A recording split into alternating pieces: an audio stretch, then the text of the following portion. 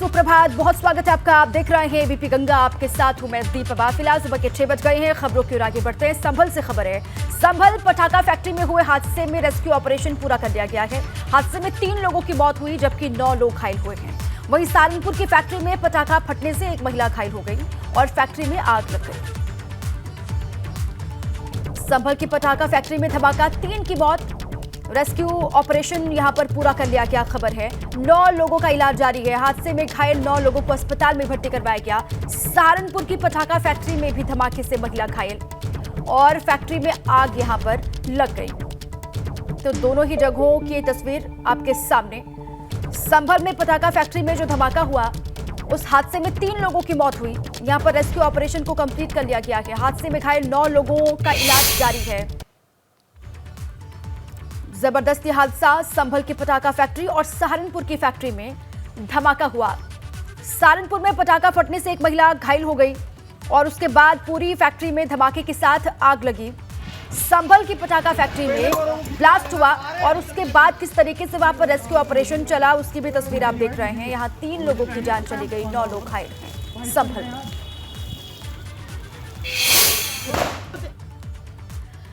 संभल पटाखा फैक्ट्री में हुए हादसे में रेस्क्यू ऑपरेशन पूरा कर लिया गया है। हादसे में 3 लोगों की मौत हो गई है जबकि 9 लोग घायल हैं। गंभीर रूप से घायल 5 लोगों को अलीगढ़ रेफर किया गया है। मामले में खुलासा हुआ कि जिस जगह पटाखे के भंडारण का लाइसेंस था, पटाखा वहां नहीं रखा गया था।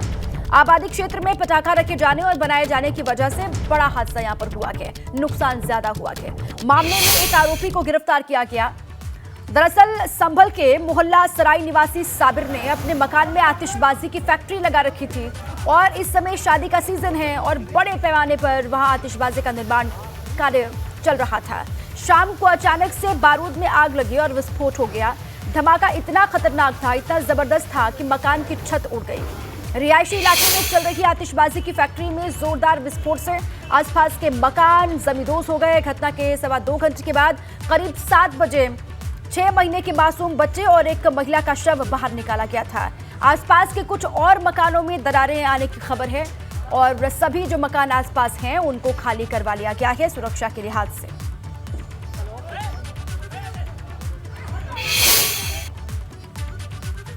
अंतर्गत हुए घटनाक्रम में अभी तक 3 लोगों की मृत्यु की सूचना है। अन्य लोगों का इलाज उपयुक्त अस्पताल में चलाया जा रहा है। इसमें जो इसका मालिक है साबिर अली, उसके विरुद्ध एफआईआर पंजीकृत किया जा रहा है। साबिर अली को गिरफ्तार कर लिया गया है। इसमें यह जानकारी प्राप्त हुई है कि इनके द्वारा जहां की परमिशन थी उस जगह से हटकर रिहायशी एरिया में जो पटाखे हैं उनका स्टोरेज किया गया था, जिसके कारण ये घटना हुई। इसमें अन्य विधिक कार्रवाई प्रचलित है। मौके पर रेस्क्यू ऑपरेशन लगातार चल रहा है और यहाँ पर आग और सब पे काबू पा लिया गया है। अब जो मलबा है उसको हटाने का कार्य किया जा रहा है। इधर सहारनपुर में एक पटाखा फैक्ट्री में धमाका हुआ, आग लग गई। दरअसल फैक्ट्री में महिला के हाथ में पटाखा फट गया और घटना के समय महिला पटाखा वहां पर बना रही थी, जानकारी है। धमाके से महिला घायल हो गई और फैक्ट्री में रखे पटाखों में अचानक से आग लगी। ये घटना नवादा रोड पर मौजूद रुद्रा पटाखा फैक्ट्री की है। आग लगने से वहां पर अफरा तफरी का माहौल बन गया। फैक्ट्री के कर्मचारियों ने बामुश्किल आग पर काबू पाया, जिससे एक बड़ा हादसा यहां पर होने से टल गया। एक महिला घायल है जो पटाखा बना रही थी, उसके हाथ में पटाखा फटा, उसके बाद धमाका हुआ। धमाके के बाद यहां पर आग लगी। अब जो कर्मचारी यहां पर मौजूद थे उन्होंने कड़ी मशक्कत के बाद आग पर काबू पा लिया। एक बड़ा हादसा होने से यहां पर बच गया।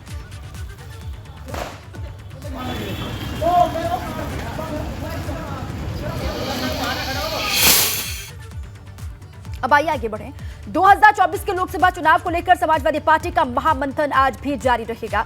अखिलेश कल से ही सभी लोकसभा प्रभारियों के साथ बैठक कर रहे हैं और ये बैठक आज भी जारी रहने वाली है।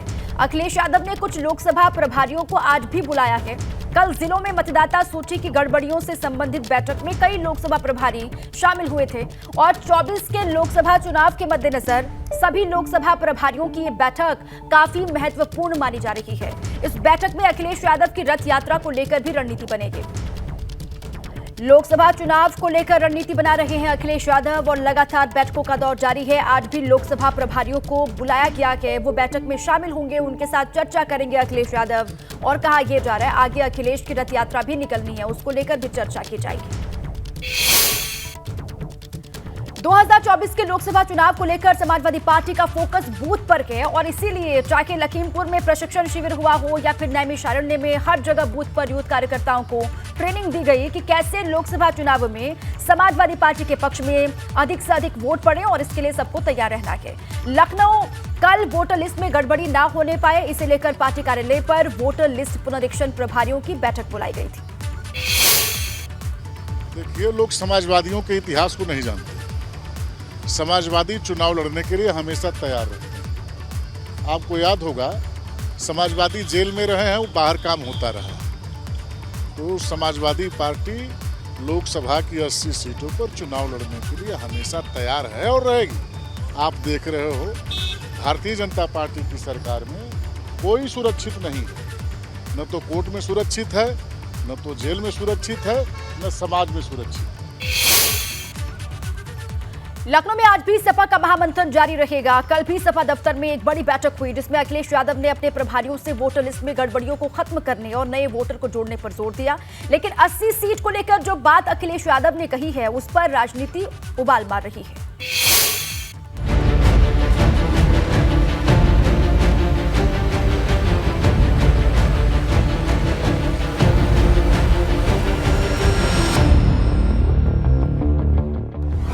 चौबीस की तैयारी में जुटी सपा, मिशन 80 से गर्म हुई सियासी फिजा।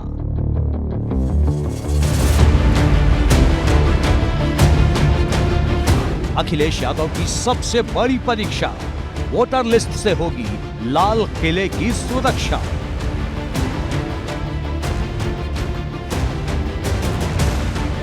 एक तरफ जून की तपती गर्मी है तो दूसरी तरफ मिशन 24 की सरगर्मी है, क्योंकि जब से अखिलेश यादव नैमिषारण्य में प्रशिक्षण शिविर करके आए हैं, बैक टू बैक रणनीति बनाने में जुटे हैं। अखिलेश यादव का पूरा जोर नए वोटर बनाने पर है, क्योंकि सपा को अगर अपना वोट प्रतिशत 32 से बढ़ाकर 40% करना है तो सबसे पहला काम अपने वोटर के नाम को वोटर लिस्ट में जुड़वाने का करना होगा। इसके लिए अब अखिलेश ने अपने सभी प्रभारियों को वोटर लिस्ट में नए नाम जुड़वाने का टास्क दिया है। समाजवादी पार्टी जो मतदाता सूची है, मतदाता सूची में जो कुछ जानबूझ करके चुनाव आयोग के कुछ कर्मचारी षड्यंत्र करते हैं, समाजवादी समर्थकों को वोट काट देते हैं, मतदान से वंचित कर देते हैं, जो लोकतंत्र के लिए बहुत घातक है। इन्हीं बातों के सतर्कता के लिए हमने हर जिले से लोग बुलाए हैं। वो लोग मतदाता सूची को चेक करें, छूटे हुए नामों को जोड़ें और जो षड्यंत्र के तहत काटे जा रहे हैं उस पर अलर्टनेस रहे, सतर्कता रहे। दरअसल समाजवादी पार्टी की रणनीति बूथ पर खुद को मजबूत करने, हर बूथ पर मजबूत सिपाही खड़ा करने, वोटर लिस्ट के सभी गड़बड़ियों को उजागर करने, हर बिरादरी में अपनी पकड़ बनाने के साथ साथ महिला वोटर को खुद से जोड़ने की है। क्योंकि समाजवादी पार्टी बार बार ये कहती रही है कि 2022 के जब विधानसभा चुनाव हुए थे तब भी तमाम जो विधानसभाएं हैं वहाँ पर उनके जो वोटर थे, जिन्हें वो अपना वोटर मानते हैं, उनके नाम काटे गए थे। लेकिन 2024 के लोकसभा चुनाव में ये गड़बड़ी ना होने पाए, इसीलिए बूथ को मजबूत करने में समाजवादी पार्टी जुटी है। जिनके नाम काट दिए गए उनके नाम कैसे जोड़े जाएं, नए नाम जो हैं वो ना कटने पाए, इसके अलावा कैसे नामों को जुड़वाया जाए। फोकस समाजवादी पार्टी का जो हम कह रहे हैं बार बार कि वो बूथ पर है, वोटर लिस्ट पर है। लेकिन सियासी गलियारों में जितनी चर्चा अखिलेश यादव की रणनीति की हो रही है, उससे ज्यादा सियासी बवाल उनके मिशन 80 वाले बयान ने मचा दी है। क्योंकि जब से सपा ने 80 सीटों पर भाजपा को हराने की बात कही है, भाजपा ने सपा के खिलाफ मोर्चा खोल दिया है। वो उत्तर प्रदेश से अभी 2022 में 400 सीटें जीत करके हमारी सरकार हटा रहे थे, तो वो 2014 से जीत रहे हैं, लेकिन जनता उनको हरा रही है। 2024 में आप विश्वास रखिएगा, जहां सपा बची भी है वहां भी कमल खिलेगा। अब जनता को भ्रमित करने का, गुमराह करने का एक यही अवसर है और इस तरह की बयानबाजी करके वो जनता को गुमराह करने का काम कर रहे हैं। प्रदेश की सब जनता जानती है और उन्होंने विधानसभा में भी 400 सीटें जीतने का लक्ष्य निर्धारित किया था और वो कहते थे 400 सीटें जीतेंगे, लेकिन जब परिणाम आए तो आपके सबके सामने है। उन्होंने अपने कार्यकर्ताओं को ये नारा दिया है वास्तव में कि सपा में 80 सीटों पर सपा को हराओ और भाजपा को जिताओ, क्योंकि अभी तक वो मोगेरी लाल के सपने देख रहे हैं। जोक ऑफ द सेंचुरी, क्या 10 सेंचुरी का जोक है ये, कि वो उनके पिताजी जो बहुत बड़े नेता थे वो भी ये सपना नहीं देख पाए, तो ये क्या देख रहे हैं, मजाक कर रहे हैं। कुल मिलाकर सीधी बात यह है कि 23 जून को पटना में होने वाली विपक्ष की महाबैठक से पहले अखिलेश भाजपा के खिलाफ बड़ी फील्डिंग सेट करने में लगे हैं, क्योंकि 24 में अगर भाजपा को रोकना है तो सबसे बड़ी पारी अखिलेश यादव को ही खेलनी होगी। एबीपी गंगा के लिए ब्यूरो रिपोर्ट। मेरठ में सपा को बड़ा झटका लगा है। सपा जिलाध्यक्ष जयवीर सिंह और जिला उपाध्यक्ष धर्मेंद्र मलिक ने सपा को अलविदा कह दिया है और बीजेपी ज्वाइन कर ली है। बीजेपी क्षेत्रीय अध्यक्ष सत्येंद्र सिसोदिया ने क्षेत्रीय कार्यालय पर दोनों को बीजेपी में ज्वाइन करवाया। सपा में अंदरूनी कलह और एक विधायक के रवैये से खिन्न होकर के, परेशान होकर के सपा जिलाध्यक्ष जयवीर सिंह ने बीजेपी ज्वाइन की है। लोकसभा चुनाव से पहले इसे मेरठ में सपा को बड़ा झटका माना जा रहा है। समाजवादी पार्टी को चुनाव से पहले किस तरीके से झटका लगा, मेरठ में सपा के जिलाध्यक्ष और उपाध्यक्ष ने भाजपा ज्वाइन कर ली है। भाजपा के क्षेत्रीय अध्यक्ष ने दोनों को बीजेपी में ज्वाइन करवाया और ये बड़ा झटका समाजवादी पार्टी के लिए लोकसभा चुनाव से पहले माना जा रहा है। एक तरफ लगातार पार्टी को मजबूत करने में अखिलेश यादव पार्टी के राष्ट्रीय अध्यक्ष जुटे हुए हैं, वहीं इस तरीके से पार्टी में टूट एक बड़ा झटका है।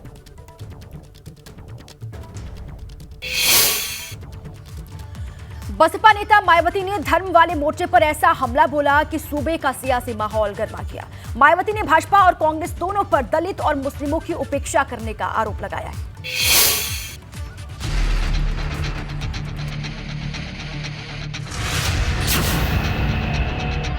धर्म वाली सियासत पर माया का हमला, 24 में पूरा होगा बदला।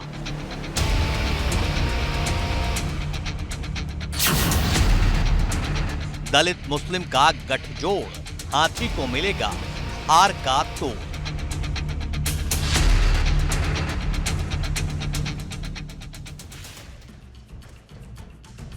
जैसे जैसे 24 की लड़ाई नजदीक आ रही है, सियासी जोर आजमाइश तेज होती जा रही है, क्योंकि अब मायावती ने हिंदुत्व वाली सियासत पर निशाना साधकर यूपी की राजनीति का पारा चढ़ा दिया है। मायावती ने भाजपा और कांग्रेस दोनों के सॉफ्ट हिंदुत्व को न सिर्फ टारगेट किया है, बल्कि ये कहते हुए माहौल गरमा दिया है कि हिंदू धर्म को छोड़कर बाकी सभी धर्मों की ये दोनों पार्टियां खुलकर उपेक्षा कर रही हैं। खासकर बीजेपी व कांग्रेस में अब इस मुद्दे पर काफ़ी प्रमुखता से लड़ाई चल रही है कि इन दोनों में से कौन बड़ा हिंदुत्ववादी है, वह हिंदू भक्त हैं।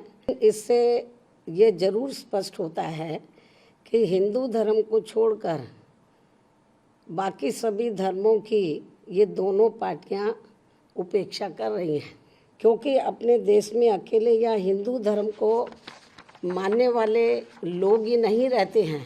इसलिए इन दोनों पार्टियों को हिंदुओं की तरह ही अन्य सभी धर्मों का व उनके मानने वाले लोगों के हितों का भी बराबर ध्यान रखना चाहिए।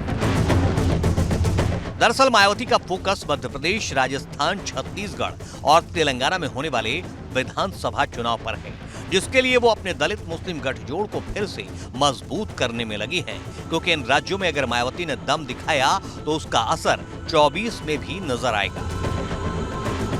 दलितों, आदिवासियों व अन्य पिछड़े वर्गों का हर स्तर पर हो रहा शोषण तथा यहाँ भी बढ़ रही गरीबी, बेरोजगारी, महंगाई, हो रहा उत्पीड़न आदि के विरुद्ध, अर्थात इन चारों राज्यों में इस वर्ष हो रहे विधानसभा आम चुनाव में इन जरूरी मुद्दों को लेकर हमारी पार्टी पूरी तैयारी के साथ यहाँ चुनाव में उतर रही है।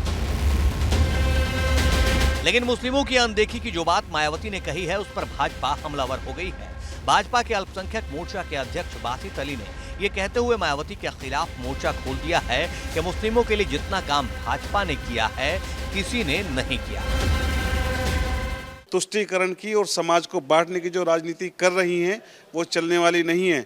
लोग समझ चुके हैं कि वो इस तरह की बातें केवल एक धर्म को, एक जाति के लोगों को खुश करने के लिए करती हैं, और वो लोग ये जान चुके हैं ये उनके ढकोसले हैं, इससे कोई लाभ उनको होने वाला नहीं है। गौरतलब है कि मायावती की कोशिश अपने सबसे मजबूत वोट को एकजुट करने पर है, जिसका एक बड़ा ट्रेलर मायावती यूपी में हुए निकाय चुनाव में दिखा चुकी हैं, जहां नगर निगम की 17 सीट में से 11 पर बसपा ने मुस्लिम उम्मीदवार पर भरोसा जताया था। मायावती इन चारों प्रदेशों में लगातार चुनाव लड़ती रही हैं और अब दलितों और आदिवासियों के मुद्दों को लेकर वो भारतीय जनता पार्टी और कांग्रेस की सरकारों पर निशाना साध रही हैं। मायावती ने साफ कर दिया है कि इन चारों राज्यों में वो गरीबी, महंगाई, बेरोजगारी और शोषण के मुद्दे को लेकर चुनाव मैदान में उतरेंगी। दरअसल दलित और मुस्लिम वोट बसपा की सबसे बड़ी ताकत रही है। इसी के दम पर बसपा की यूपी में 4 बार सरकार रही। इसी के दम पर मायावती यूपी के मुख्यमंत्री बनी। लेकिन मौजूदा समय में ये वोट बिखरता दिखाई दे रहा है। मुस्लिमों का झुकाव जहां सपा की तरफ दिखाई दे रहा है, वहीं दलित वोट में सपा और भाजपा दोनों सेंधमारी करने में लगे हैं। अब सवाल ये है कि क्या मायावती दलित मुस्लिम वोट को एक सूत्र में बांध पाएंगी, और बांध पाएंगी तो क्या फिर एक बार यूपी में अपनी ताकत का एहसास करा पाएंगी। Bureau report, ABP Ganga. और आज केंद्र और राज्य स्तरीय बोर्ड परीक्षाओं में उच्च अंक प्राप्त करने वाले 1745 मेधावी विद्यार्थियों को सम्मानित किया जाएगा। सीएम योगी इसके साथ ही छात्रों को टैबलेट भी देने वाले हैं। सीएम योगी आज 18 राजकीय माध्यमिक विद्यालयों के भवनों और 125 विज्ञान प्रयोगशालाओं का लोकार्पण भी करेंगे। सीएम योगी आज अयोध्या भी जाने वाले हैं और अयोध्या मंडल के विकास कार्यों की समीक्षा वहां पर करेंगे। तो 125 साइंस लैब का भी लोकार्पण आज सीएम योगी करने वाले हैं। मेधावी छात्रों का सम्मान भी होगा लखनऊ में। सीएम योगी सभी छात्रों को सम्मानित करेंगे और इसके अलावा उनका अयोध्या जाने का भी कार्यक्रम है। अयोध्या मंडल के विकास कार्यों की समीक्षा वहां पर जाकर करने वाले हैं सीएम योगी। 18 सरकारी स्कूलों का भी आज लोकार्पण होगा। सौगात भी मिलने वाली है। 125 साइंस लैब का भी लोकार्पण सीएम योगी आज करेंगे। मेधावी छात्रों का सम्मान सीएम योगी करने वाले हैं और इन तमाम कार्यक्रमों के बाद वो आपको दिखाई देंगे अयोध्या में। उनकी मौजूदगी अयोध्या में होगी। अयोध्या में उनको वहां विकास कार्य जो चल रहे हैं उन्हीं विकास कार्यों को लेकर अधिकारियों के साथ बैठक करनी है। वहां पर अधिकारियों से वो समीक्षा करेंगे। 24 के चुनाव को लेकर भाजपा का अभियान जारी है। आज महासंपर्क अभियान के तहत वो जौनपुर में हो रहे कार्यक्रम में शामिल होंगे। पश्चिम फिर गोरखपुर क्षेत्र और अवध क्षेत्र में टिफिन बैठक करने के बाद अब भूपेंद्र चौधरी पूर्वांचल में पार्टी की रणनीति तैयार करने में जुटे हुए हैं। इधर आज ओबीसी मोर्चा सभी 17 नगर निगम में धन्यवाद मोदी रैली कर रहा है। इसी कड़ी में पहली बार नगर निगम बने शाहजहांपुर में आज धन्यवाद मोदी रैली कार्यक्रम होगा। इसमें केंद्र सरकार की 9 साल की उपलब्धियां क्या क्या रही हैं ये बताया जाएगा। जौनपुर में भूपेंद्र चौधरी की मौजूदगी होने वाली है। 24 को लेकर रणनीति बनाते हुए वो दिखाई देंगे। जमीन अधिग्रहण का मुआवजा और ब्रजभूषण की गिरफ्तारी समेत 25 मांगों को लेकर आज हरियाणा बंद का आह्वान किया गया है। ये बंद भारत भूमि बचाओ संघर्ष समिति ने बुलाया है। रेल और सड़क मार्ग बंद करने का भी ऐलान किया गया है। बहादुरगढ़ के मानडोठी टोल प्लाजा पर हुई जनता संसद में सर्वसम्मति से यह फैसला लिया गया था कि आज के दिन हरियाणा बंद किया जाएगा और इसके साथ ही राजधानी दिल्ली का दूध और पानी भी बंद किया जाएगा। इस फैसले के समर्थन में खाप और किसान संगठनों ने भी अपना समर्थन दिया हुआ है। फायर ब्रिगेड, पुलिस, एम्बुलेंस, बारात, बुजुर्ग और छोटे बच्चों के लिए छूट होगी।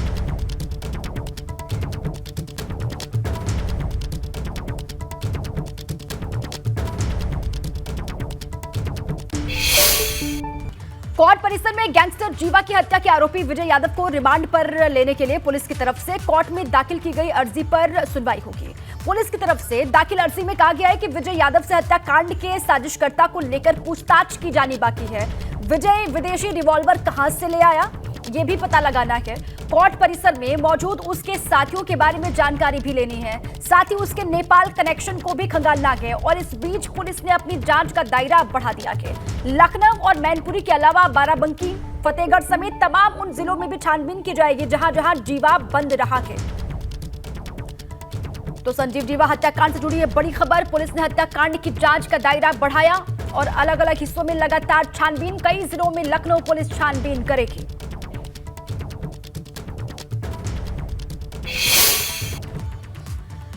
बुलंदशहर पुलिस का अजीबोगरीब मामला सामने आया है। बुलंदशहर की आहार पुलिस ने रेप के एक मामले में 90 साल के बुजुर्ग और उनके पिता के खिलाफ रेप का केस दर्ज किया गया। परिवार के 10 लोगों के खिलाफ रेप की धाराओं में एफआईआर दर्ज की गई है। थाना पुलिस की मनमर्जी के खिलाफ पीड़ित परिवार आज एसएसपी बुलंदशहर से कल मिला और न्याय की गुहार लगाई। एसएसपी ने न्याय का भरोसा अब पीड़ित परिवार को दिया है। आहार थाना पुलिस का कारनामा आप देखिए। 90 साल के बुजुर्ग समेत 10 लोगों पर केस दर्ज किया गया कि रेप का। अब एसएसपी से गुहार लगाई गई है। एसएसपी ने आश्वासन दिया है न्याय का। थाना आहार क्षेत्र में एक घटना घटित होने की सूचना कंप्लेनेंट के द्वारा 9 जून को दी गई, जिस पे थाना आहार में मुकदमा दर्ज किया गया है कि उनकी पुत्री के साथ गलत काम हुआ है। इस संबंध में जो उनकी तहरीर दी गई थी उसके आधार पर मुकदमा दर्ज कर लिया गया है और निष्पक्षतापूर्वक जो एविडेंस हैं उसके आधार पर जांच की जा रही है। जो भी तथ्य आएंगे उसके अनुसार ही निष्पक्षतापूर्वक कार्यवाही आगे बढ़ाई जा रही है और आगे उसके निष्कर्ष पर पहुंचाएं।